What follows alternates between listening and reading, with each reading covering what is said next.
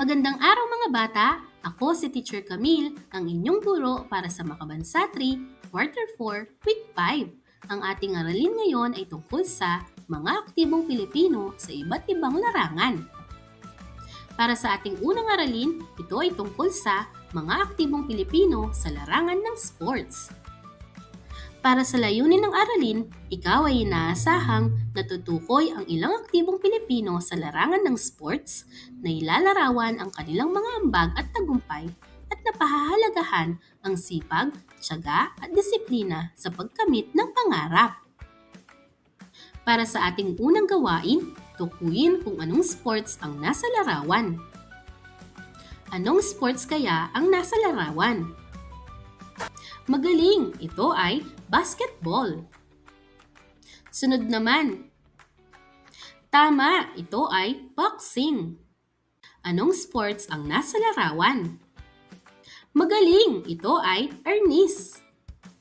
Sunod naman. Tama! Ito ay chess. Anong sports naman kaya ang nasa larawan? Magaling! Ito ay billiard. Anong sports ang nasa larawan? Tama! Ito ay volleyball. Sunod naman. Magaling! Ito ay badminton. Ang mga aktibong Pilipino sa larangan ng sports ay tumutukoy sa mga Pilipinong atleta na aktibong nakikilahok at nagtatagumpay sa iba't ibang uri ng palakasan dito sa Pilipinas at sa ibang bansa. Sila ay nagbibigay ng karangalan sa ating bansa sa pamamagitan ng kanilang talento, sipag at determinasyon. Kabilang dito si Manny Pacquiao. Siya ay isang tanyag na boksingero mula sa Pilipinas. Nakilala siya sa buong mundo dahil sa kanyang maraming panalo sa iba't ibang weight division. Tinagurian siyang pambansang kamao dahil sa karangalang na ibigay niya sa bansa. Kabilang din si Carlos Yulo, isang magaling na gymnast na nanalo sa mga pandaigdigang kompetisyon. Kilala siya sa kanyang husay sa floor exercise at vault. Isa siya sa mga pinagmamalaki ng Pilipinas sa larangan ng gymnastics. Kabilang din si Junmar Fajardo ng basketball, isang kilalang manlalaro ng Philippine Basketball Association o PBA. Marami na siyang natanggap na parangal bilang pinakamahusay na manlalaro. Kabilang din si Wesley So, isang chess grandmaster na nagwagi sa maraming international chess tournaments. Ipinakita niya ang talino at husay ng mga Pilipino sa larangan ng chess. Kabilang din si Eliza Valdez, isang tanyag na volleyball player sa Pilipinas. Kilala siya bilang phenom dahil sa kanyang husay at galing sa paglalaro.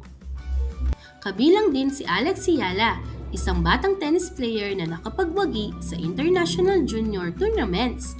Patuloy siyang nagbibigay ng karangalan sa bansa sa larangan ng tennis. Bakit mahalaga ang mga aktibong Pilipino sa sports? Mahalaga ang mga aktibong Pilipino sa sports dahil nagbibigay sila ng karangalan sa bansa. Nagiging inspirasyon din sila sa mga kabataan. Ipinapakita nila ang sipag, tiyaga at disiplina. At pinapalakas nila ang pagkakaisa ng mga Pilipino. Paano maging aktibong Pilipino ang mga batang tulad mo sa larangan ng sports? Una, makilahok sa mga gawaing pampalakasan sa paaralan at komunidad. Ikalawa, mag-practice at magsanay ng regular upang mapaunlad ang kakayahan. Ikatlo, panatilihing malusog ang katawan sa pamamagitan ng tamang pagkain, pag-inom ng tubig at sapat na pahinga. Sumunod sa mga patakaran ng laro at magpakita ng magandang asal sa kapwa manlalaro. At ipakita ang sipag, tiyaga, disiplina at pagmamalaki sa pagiging Pilipino sa bawat laro. Upang mas maunawain natin ang ating aralin, tumako tayo sa ating gawain. Kulayan ang hugis between kung ang pangungusap ay tama at kulayan ang bilog kung ito ay mali. Si Iza ay ginagalang ang referee at nakikinig sa patakaran ng laro.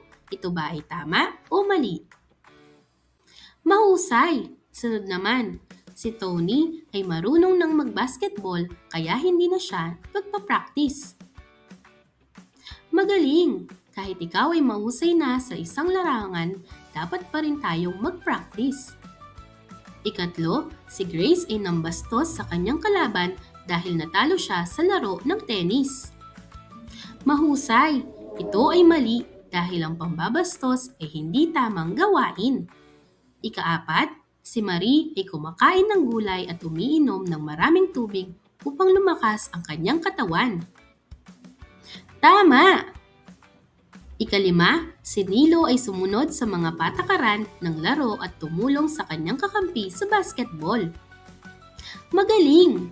Ika-anim, si Franco ay nagpakita ng sipag at tiyaga sa kanyang pagsasanay sa gymnastics. Mahusay!